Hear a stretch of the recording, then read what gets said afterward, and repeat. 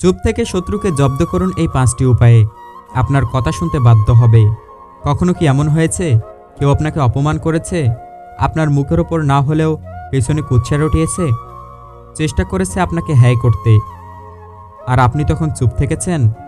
অনেকেই ভাবেন চুপ থাকা মানে পরাজয়, চুপ থাকা মানে দুর্বলতা।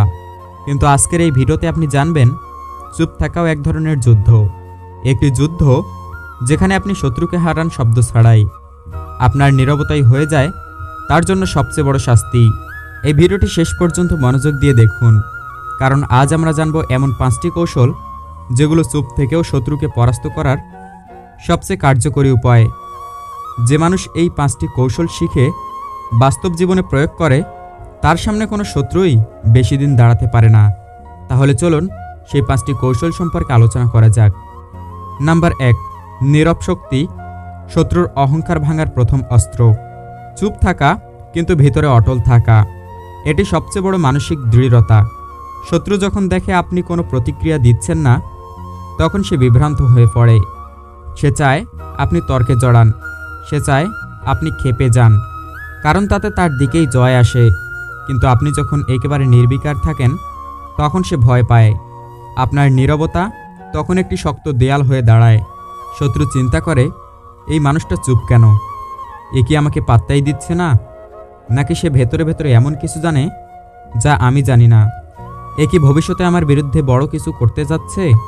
এই ভয়, এই অনিশ্চয়তা, এই অজানা ভয়ই তার ভেতর থেকে তাকে দুর্বল করে তোলে। আপনি যখন কিছু বলেন না তখন শত্রু তার নিজের কথার ভেতরেই ডুবে যায়। তার অহংকার, ঘৃণা, ঈর্ষা সবকিছুই তখন তার বিপক্ষে কাজ করতে শুরু করে। চুপ থাকা মানে এই নয় যে আপনি হেরে গেছেন। চুপ থাকা মানে আপনি নিজের শক্তি ধরে রেখেছেন সঠিক সময়ে তা প্রকাশ করার জন্য। এই শক্তি শত্রুর আত্মবিশ্বাস ধ্বংস করে দেয়। নীরবতা হচ্ছে এমন এক ভাষা যেটা শব্দ ছাড়াই গভীর বার্তা দেয়। আপনি যখন কারো অপমানের জবাবে কিছু বলেন না, তখন সেই অপমানই তার দিকে ফিরে যায়।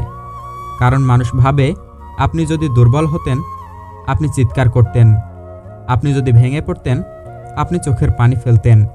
কিন্তু আপনি যখন শান্ত, তখন আপনি পরিপক্ক, চিন্তাশীল এবং আত্মনিয়ন্ত্রণে সক্ষম একজন মানুষ হিসেবে প্রকাশিত হন। আর এই আত্মনিয়ন্ত্রণই আপনাকে অজয় করে তোলে। নাম্বার 2, চুপ থেকে উন্নত হয়ে ফিরে আসুন। কৌশল নয়, বিপ্লব। চুপ থাকুন কিন্তু বসে থাকবেন না। যখন কেউ আপনাকে অপমান করে তখন চুপ থেকে নিজের উন্নতির পথে হাঁটা শুরু করুন। আপনার প্রতিটি ব্যর্থতা, প্রতিটি অপমান, এগুলোকে শক্তিতে রূপান্তর করুন। চুপ থেকে নিজেকে এমন অবস্থায় নিয়ে যান যেখানে আপনার উপস্থিতি হয়ে যায় জবাব। একজন প্রকৃত যোদ্ধা কখনো প্রতিপক্ষের কাদা ছোড়ায় নিজেকে ছোট করে না। সে নিজেকে তৈরি করে, নিজেকে প্রমাণ করে তার উন্নতির মাধ্যমে। আপনার শত্রু যখন দেখে আপনি আগের চেয়ে অনেক বেশি দৃঢ়, সফল, আত্মবিশ্বাসী, তখন সে নিজেই হেরে যায়। কারণ তার সমস্ত অপমান তখন বুমেরাং হয়ে তার দিকে ফিরে যায়। ধরুন কেউ আপনাকে বলেছে, তুমি কিছুই করতে পারবে না, তুমি ব্যর্থ। আপনি চুপ থেকে নিজেকে তৈরি করলেন, শিখলেন, পরিশ্রম করলেন। কিছুদিন পর দেখা গেল আপনি একটি প্রতিষ্ঠানে উচ্চ পদে আছেন, বা নিজের ব্যবসা শুরু করেছেন, বা সমাজে সম্মানিত হচ্ছেন। তখন সেই মানুষটি চুপ হয়ে যায়, তাকে কিছু বলার প্রয়োজন পড়ে না। আপনার সাফল্যই তখন তার মুখ বন্ধ করে দেয়। শত্রুর সাথে তর্কে না গিয়ে যদি আপনি নিজের কাজে মন দেন, তাহলে আপনি শুধু তাকে হারান না, আপনি তাকে ভুল প্রমাণ করেন। এই পৃথিবীতে সবচেয়ে বড় প্রতিশোধ হচ্ছে নিজের উন্নতি। আপনার সাফল্য এমনভাবে গড়ে তুলুন যাতে শত্রু আপনার নাম শুনলেও মাথা নিচু করে ফেলে। আপনার নীরব প্রচেষ্টা, যেটা কেউ দেখতে পায় না, একদিন এমন শব্দে প্রকাশ পায় যা গোটা দুনিয়া শুনতে বাধ্য হয়। শত্রুকে বুঝিয়ে দিন আপনি তাকে পাত্তা দেন না, আপনি তার চেয়ে বড় কিছুর পেছনে ছুটছেন।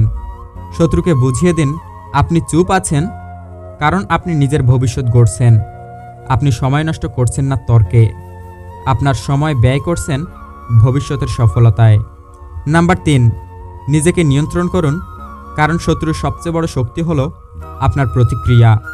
আপনার শত্রু ঠিক তখনই জেতে যখন আপনি রেগে যান, সে ঠিক তখনই সফল হয় যখন আপনি আপনার আবেগের উপর নিয়ন্ত্রণ হারান। আর তাই চুপ থাকা মানে শুধু নীরব থাকা নয়, এটি আত্মনিয়ন্ত্রণের সবচেয়ে পরিণত রূপ। যখন কেউ আপনাকে উত্ত্যক্ত করে, অপমান করে, এমন কিছু বলে বা করে যাতে আপনি ক্ষিপ্ত হন, তখন আপনার ভেতরে আগুন জ্বলে ওঠে। এই আগুনই যদি আপনি বাহিরে দেখান, তাহলে আপনি ঠিক সেই ফাঁদেই পড়লেন যেটা সে পেতে রেখেছিল। শত্রু চায় আপনি বিস্ফোরিত হন, আপনি উত্তেজিত হন, কারণ তখন আপনি ভুল করবেন। আপনি হয়তো এমন কিছু বলে ফেলবেন যা আপনাকে পরে পস্তাতে হবে।